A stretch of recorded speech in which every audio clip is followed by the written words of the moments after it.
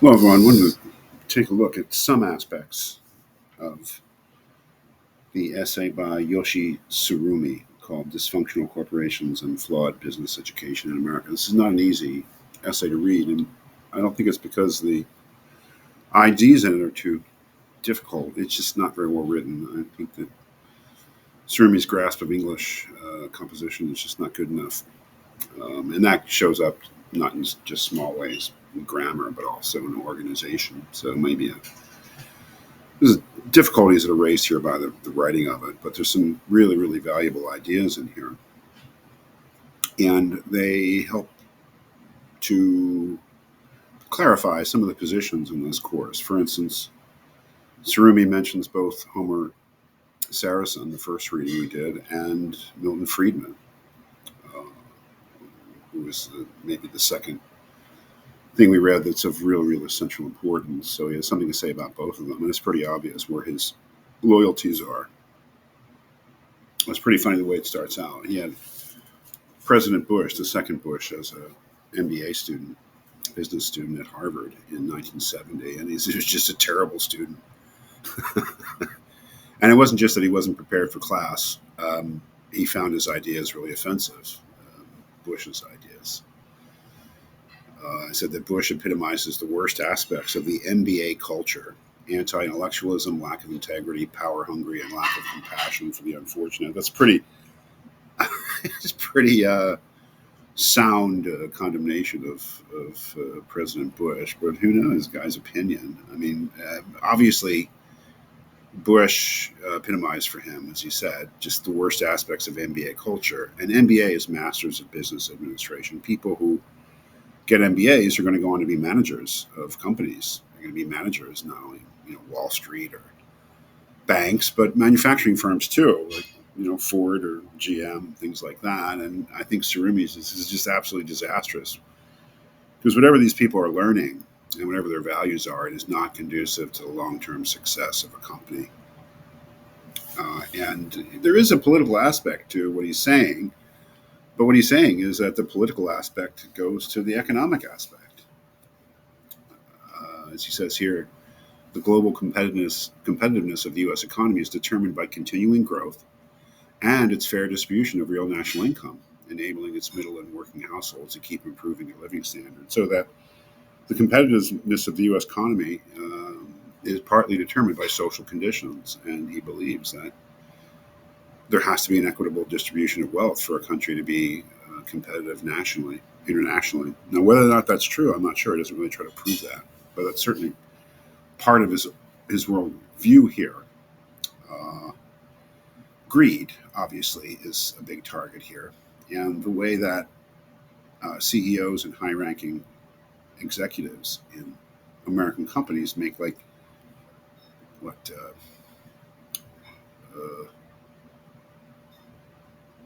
70 times the amount of the ordinary employee, and it's not normal, is what he's saying. In Japan, it's 20 to 40 times, which is a lot, but not 70 times. I'm sure it's gotten bigger since then too. Um, and here again, this message that most business students, and that would mean students and teachers in American business schools, refuse to believe that capitalism becomes corrupt in the absence of civic values and ethical constraints.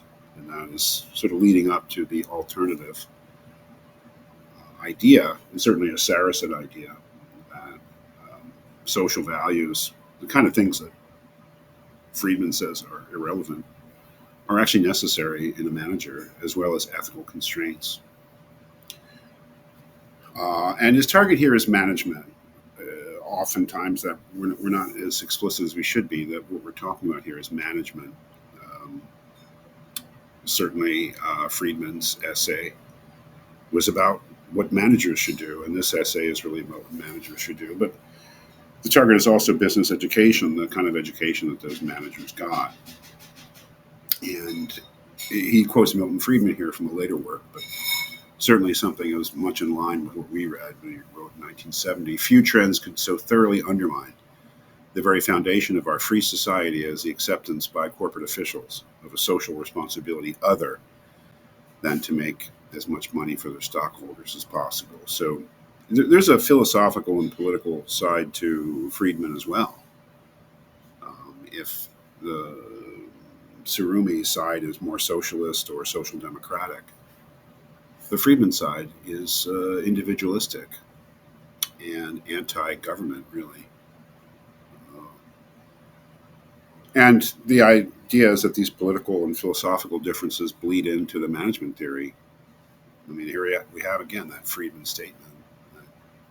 The only responsibility of the manager is to make as much money for the stockholders as possible. This is the theory that Tsurumi thinks is absolutely fatal. I finally realized he refers to it as agency theory.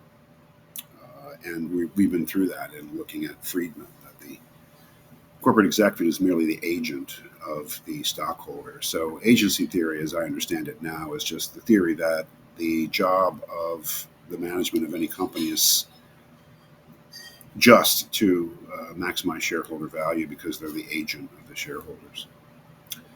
Some very interesting things here, too, about bad American business education is that American executives don't know enough about how their companies work, and because they don't mix with the blue collar workers, with the lower level workers. And this is an example here from Sony opening up a factory in San Diego in 1973, and the manager saying to the author that the American engineers and managers were extremely reluctant to mingle with their workers on factory floors to help them improve their operations. Unlike Sony's Japanese expatriate managers and engineers, their American counterparts had no experience or inclination for management by walking about in the factory and office. This was the most difficult obstacle that Sony had to overcome before the productivity and quality of Sony's San Diego plant were brought up to the same level as Japanese factories. What he seems to be saying is that American executives, MBAs, management theorists, managers,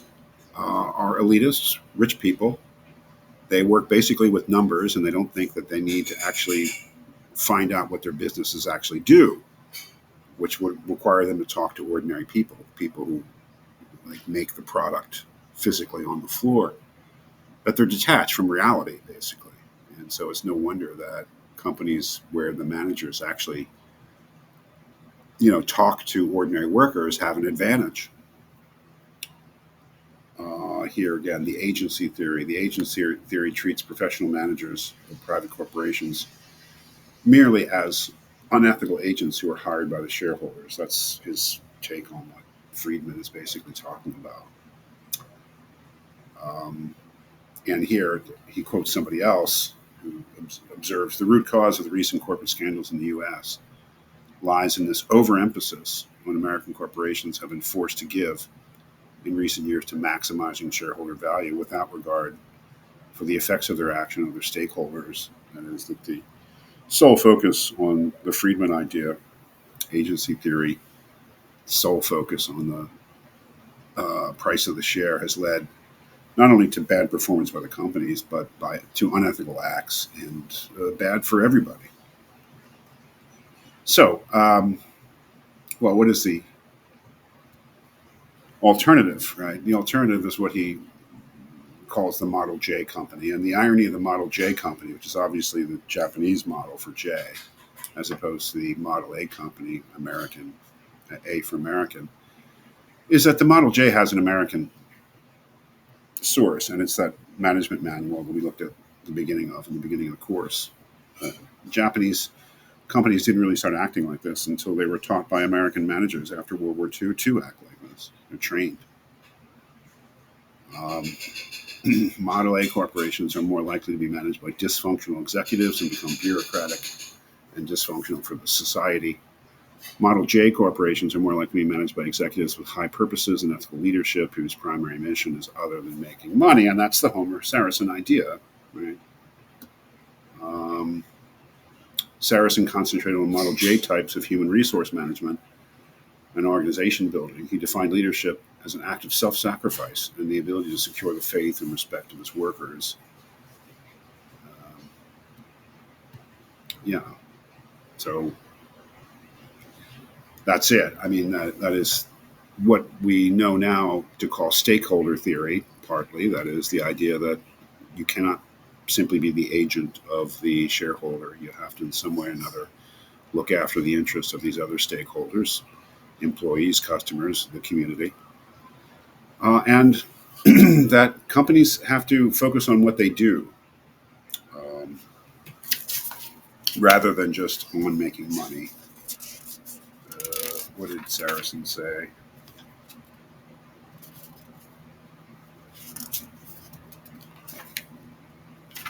Well, Saracen says, quote, and I'll just read this to you. At the outset of the seminar, I asked the participants what the reason d'etre, what the reason for being of their firm was.